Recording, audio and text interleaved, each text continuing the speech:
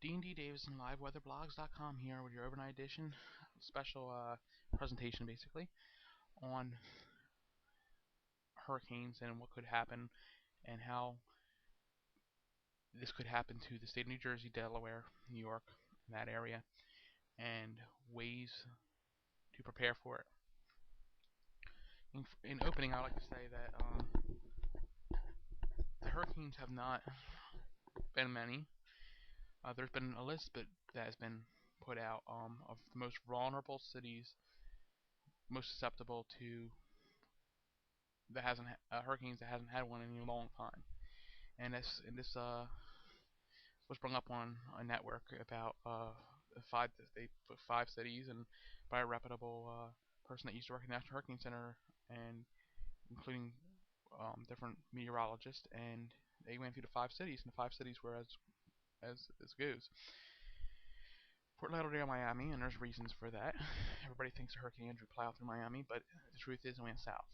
Homestead was south of Miami, and Miami directly hasn't received a hurricane in quite a while. I think it's been the 80s. Savannah, Georgia area, another place that doesn't get a lot of hurricanes, but would also be susceptible to it based on its low-lying capability. One that's pretty fearful and that I'll go into is New York City. New York City has its issues, and Atlantic City is on that list also, because Atlantic City hasn't had a hurricane since 1903, and that is making people complacent about hurricanes. It's one of the reasons I'm doing this and explaining it. What would be the issues in a hurricane, and how could you get a hurricane coming to New Jersey and New York? Well, I'm gonna get into that.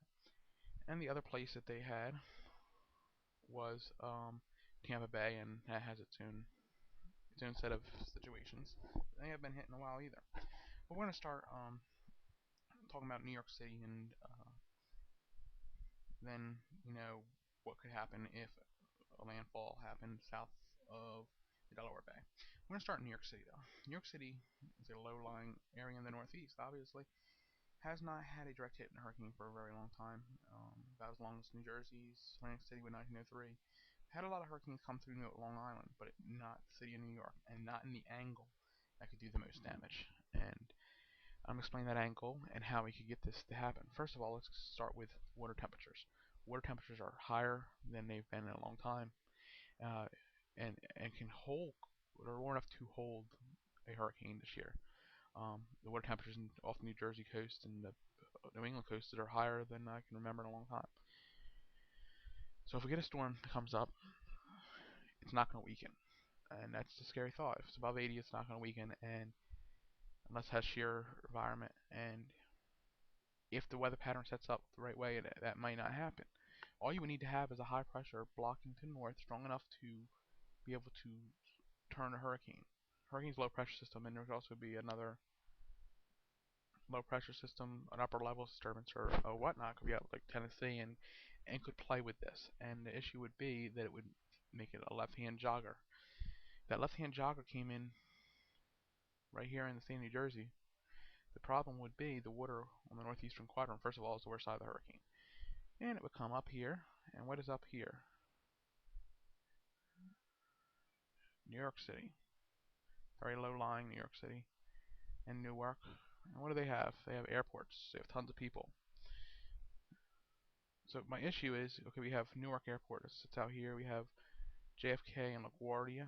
And the issue is that the water would, it's such low lying that the water would overcome all 3 of these airports and all this low-lying area here. Hoboken, Union City. They'll probably be underwater. Category 3 hurricane would really do some massive damage. Even Category 1 would do some pretty good damage with water up here, but the higher the category, the bigger the problem, and flooding could be a big problem. There's reports out to say that a Category 3 hurricane in the city of New York, south of the city of New York, driving the water, could have as many issues as Hurricane Katrina with New Orleans. Scary thought. But that's why there's preparedness. That's why the Office of Emergency Management in these states concentrate on plans. One thing you're not going to get is a lot of time. Unlike Florida, you're not going to have the amount of time to evacuate. So when they tell you to evacuate up here, I do it. And listen to what they have to say because they're professionals, okay? So we would be in some issues. It would shut down traffic and shut down all types of businesses, and it could be damaging to economy, believe it or not, and definitely damaging to airports. You can get nobody going out of New York City. Another issue would be a landfall southern Delaware. Common southern Delaware, same thing. High and a low could push it, make a left-hand jogger out of it, and the water would then push up Delaware Bay. Well, if the water pushes up to Delaware Bay, where is it going?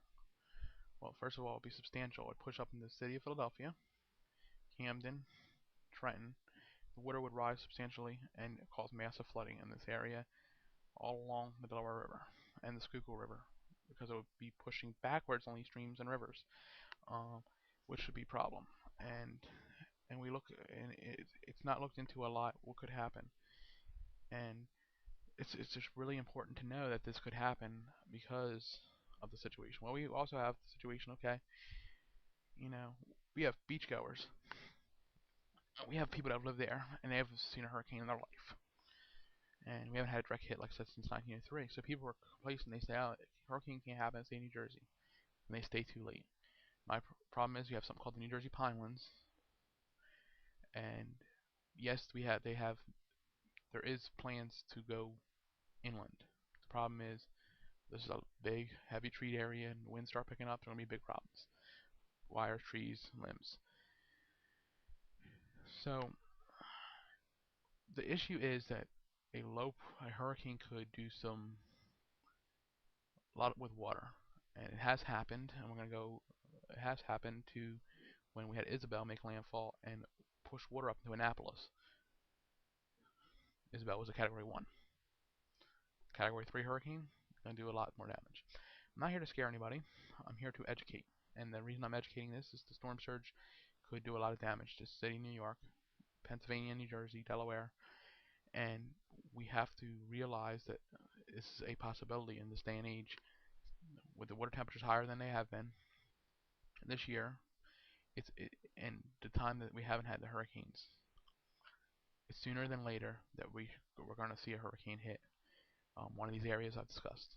And with good preparedness, good vigilance, there will be no issues. But we need to look at, you know, this is why this came up and this is why it came to light. These areas are susceptible to hurricanes, and we need to pay attention. Some hurricane thing for hurricane preparedness kit you might want to get is get them now. Get batteries, get water. Water usually don't go bad for a couple years. You can always drink it and replace it. You know, recycle it. You can drink one bottle and then get a brand new bottle and stick it in your kit. Batteries. Make sure you have your medication. Make sure you have access to cash, because banks are going to be down if the electric goes out. A lot of things you got to think about hurricanes. But my thing here was to educate you of what ifs. I've been the vice president of the local American Meteorological Society in the Delaware Valley under Rob Garina. I'm also been in the OEM community, emergency management community in Tabernacle, New Jersey, and I've been many times to the New Jersey Emergency Preparedness Conference. This is talked about a lot. So, hurricane preparedness starts with everybody. Starts with you. Get yourself a kit and get yourself prepared for when the day this does happen. And we go from there. And obviously, if anything big weather related ever happens, you can stick with liveweatherblogs.com, because we're going to keep you updated and keep you safe in any situation that may occur. But for tonight, I just want to give you a short presentation on the what ifs and how a hurricane could affect those locations. This is Dean D. Davison for liveweatherblogs.com. I hope I had informative information for you and enlightened you how it could happen. For liveweatherblogs.com, this is Dean D. Davison. Have a great evening.